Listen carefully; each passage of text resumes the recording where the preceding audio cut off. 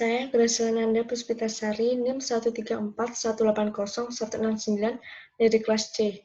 Di sini saya akan mempresentasikan tentang keanekaragaman hayati temulawak. Untuk pokok pembahasannya sendiri ada asal-usul, klasifikasi, morfologi, syarat tumbuh, kandungan, manfaat, dan keanekaragaman.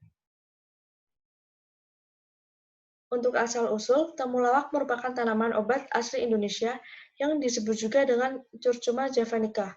Temulawak ini kemudian menyebar ke berbagai negara di Asia.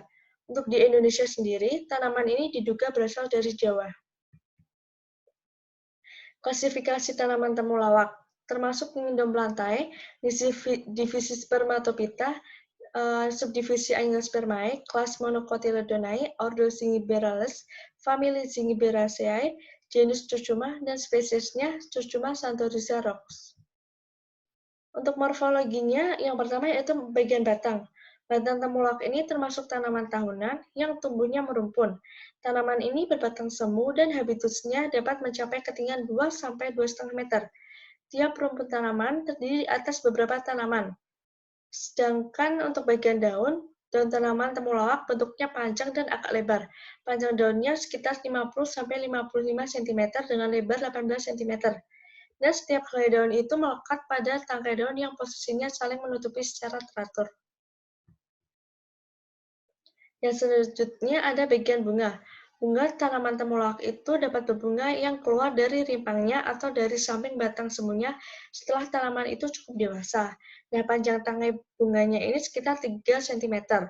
Untuk bagian rimpangnya sendiri, rimpang induk temulawak itu bentuknya seperti telur dan berukuran besar. Sedangkan untuk rimpang cabangnya ini, bagian sampingnya itu memanjang. Untuk tiap tanaman memiliki rimpang cabang antara 3–4 buah. Selanjutnya ada bagian akar. Nah, sistem perakaran tanaman temulawak ini termasuk akar serabut. Akar-akarnya melekat dan keluar dari rimpang induk. Panjang akarnya itu sekitar 25 cm dan letaknya tidak beraturan.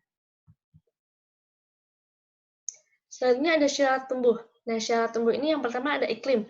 Secara umum, tanaman ini memiliki daya adaptasi yang tinggi terhadap iklim tropis. Suhu udara yang baik untuk budidaya tanaman temulawak yaitu 19–30 derajat Celcius dengan curah hujan 1000–4000 mm per tahun. Untuk syarat tumbuh yang kedua yaitu media tanam. Perakaran temulawak ini dapat beradaptasi dengan baik pada berbagai jenis tanah, baik tanah berkapur, berpasir, maupun yang berliat. Yang ketiga yaitu ketinggian tempat. Nah, temulawak ini dapat tumbuh pada ketinggian optimum yaitu 750 mdpl. Nah, temulawak yang ditanam di dataran tinggi itu biasanya menghasilkan rimpang yang mengandung sedikit minyak atsiri, sehingga tanaman ini lebih cocok dikembangkan di dataran sedang. Untuk kandungannya sendiri, kandungan utama rimpang temulawak itu ada protein, karbohidrat, minyak atsiri yang terdiri atas kamfer, glukosida, turmerol, dan kurkumin. Zatnya juga ada kurkuminoid dan pati. Untuk manfaatnya, Curcuma santoriza ini dapat dimanfaatkan sebagai obat, penyedap masakan, minuman, serta pewarna alami untuk makanan dan kosmetik.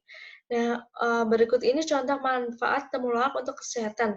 Yang pertama itu adalah mengatasi masalah sistem pencernaan, mengatasi osteoartritis, mencegah stroke, membantu pengobatan kanker, obat anti radang, dan juga antibakteri.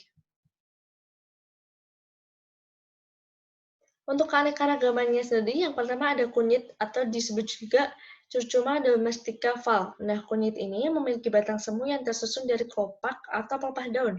Dan kunyit ini biasanya berbentuk bulat telur memanjang dengan permukaannya agak kasar. Nah, rimpang berbentuk bulat panjang dan membentuk cabang rimpang ini berupa batang yang berada di dalam tanah. Kunyit ini mempunyai beberapa khasiat sebagai jamu dan obat tradisional.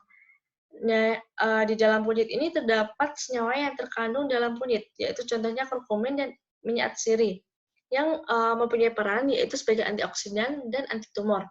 Selanjutnya yaitu ada Curcuma heineana Val, atau yang disebut dengan temu giring.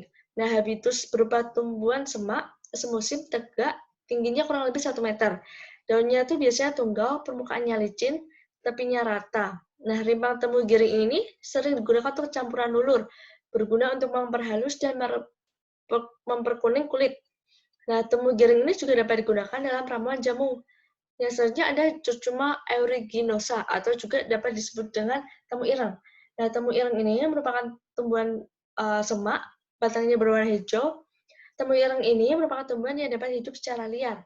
Nah, rimpang tamu ireng ini mengandung saponin, minyak atsiri, dan flavonoid. Rimpang tamu ireng ini berkhasiat untuk membangkitkan nafsu makan dan melancarkan keluarnya darah kotor. Sekian presentasi dari saya, kurang lebihnya mohon maaf, dan semoga bermanfaat. Terima kasih.